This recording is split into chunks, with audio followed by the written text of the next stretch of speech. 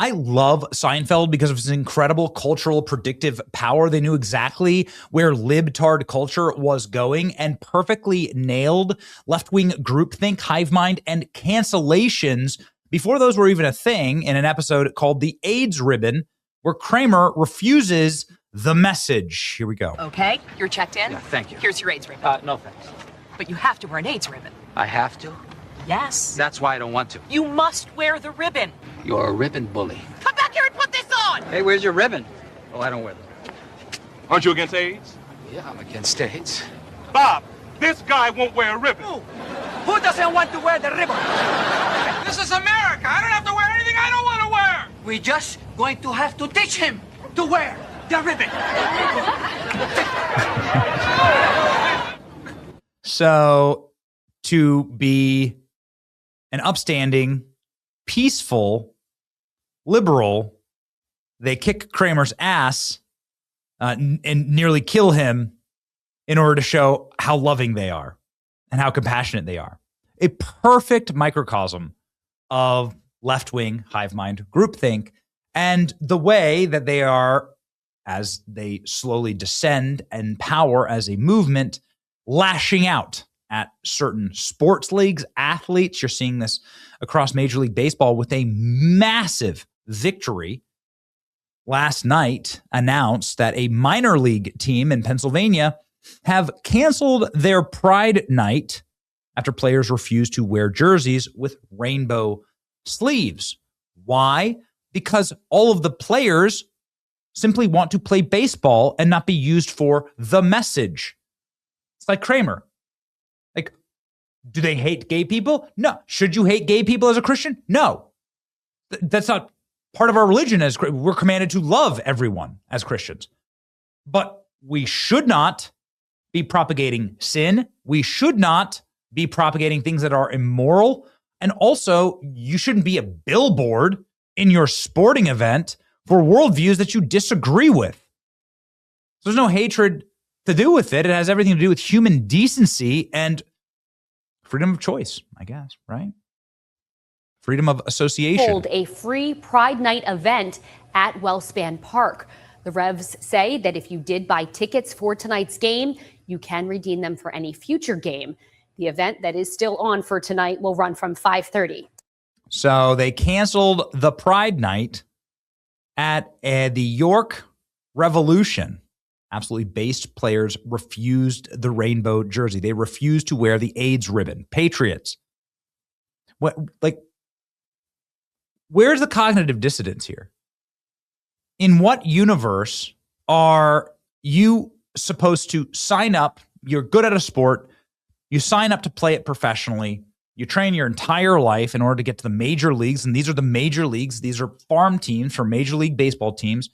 Many of these players are professional players that play in the MLB. They either are cooling off or get an injury or they're working their way up. Anyway, the point is that this is Major League Baseball. This is the official MLB leagues. And 1 month out of the year, you are suddenly forced to be a billboard for a radical political agenda. When did that become a thing?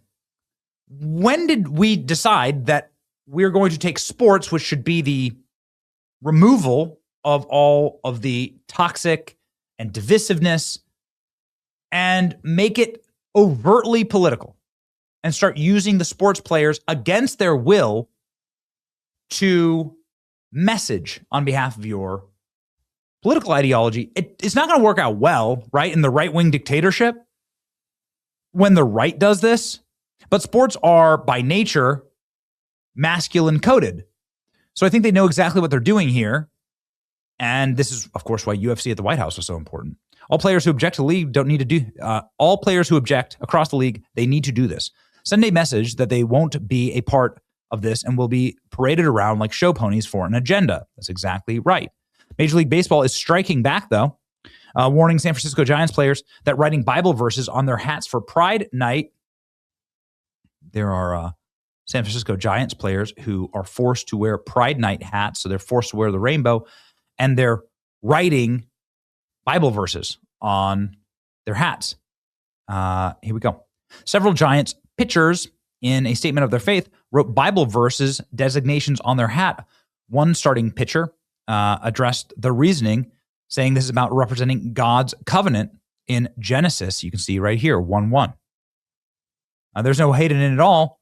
It expresses what the actual rainbow stands for before the rainbow was co-opted by demons. And that is precisely what's happened here in the alphabet community. And we all know it.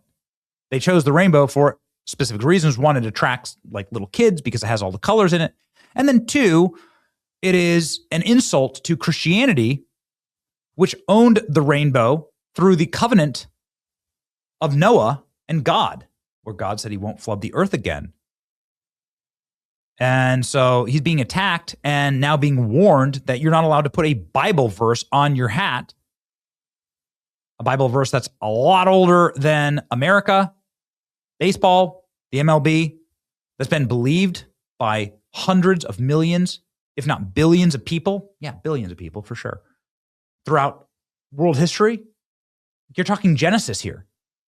Like in what universe can you not have Genesis on your, you think that your modern politics, your modern audiences trumps the book of Genesis, the covenant of God and man? Rob Schneider vows to cover potential fines for any Giants players who put Bible verses on their hats. Good for you.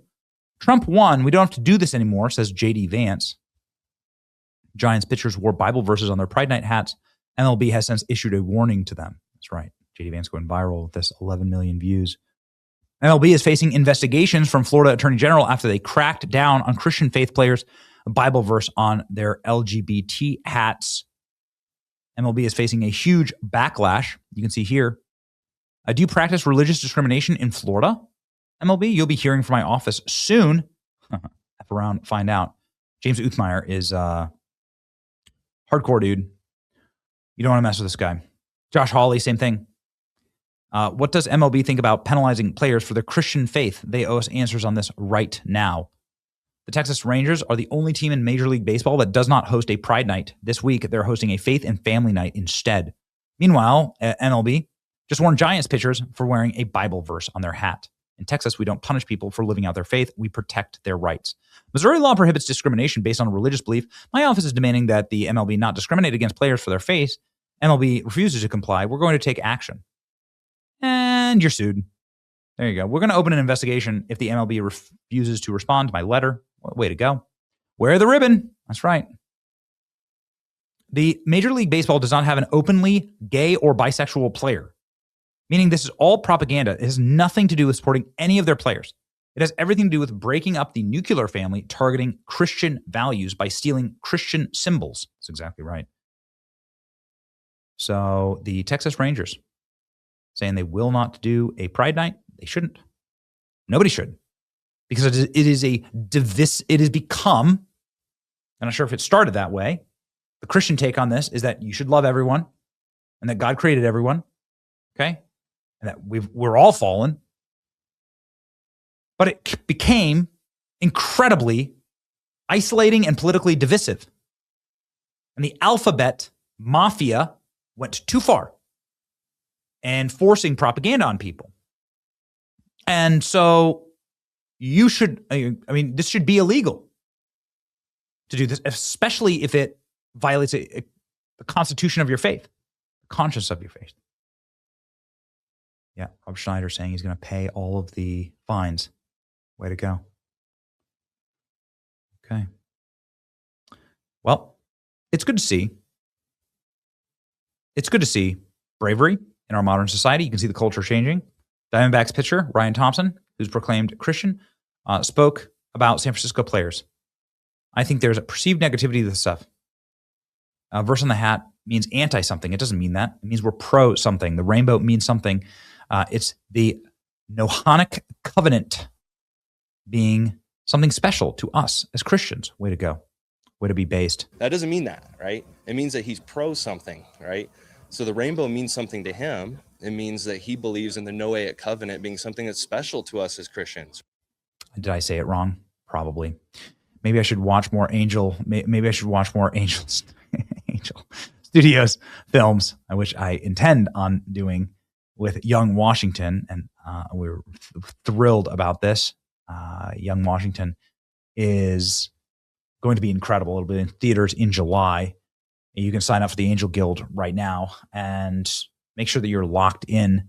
It is something that is going to be incredibly important in order to fight the rot in culture, is to create our own culture.